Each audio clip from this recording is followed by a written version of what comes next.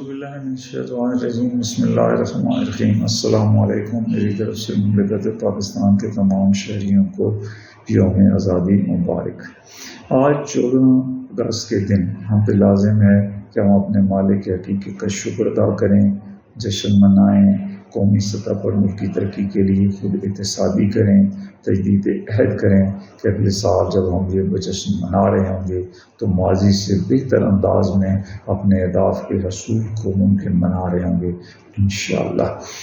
اپنے مقاصد یا اہداف کے حصول کے لیے اقوام کو کسی ایک لائحہ عمل پر عمل کرنے کی ضرورت ہوتی ہے۔ اس سلسلے میں علامہ اقبال کے افکار ہمارے لیے مشعل راہ ہیں، کیونکہ قومی سطح پر علامہ اقبال کی شخصیت بالعموم غیر متنازع ہے۔ پھر ہمارے محبوب قائد قائد اعظم رحمۃ اللہ علیہ کی محبوب شخصیت بھی اقبال ہیں۔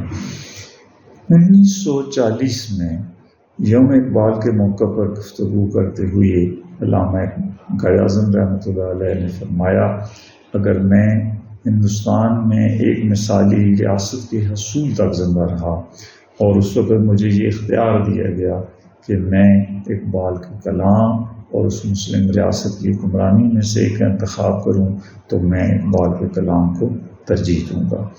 کلام اقبال کی ایک خوبی یہ ہے، یہ تمام سماجی علوم جن میں فلسفہ، معاشیات، سیاسیات اور مذہبیات وغیرہ شامل ہیں کو زیر بحث لاتا ہے۔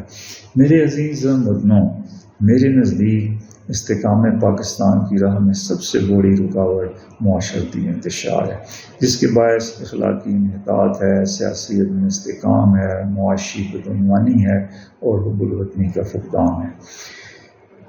جدید سائنسی ترقی آج ہم سے نئے متوازن معاشرے کی متقاضی ہے۔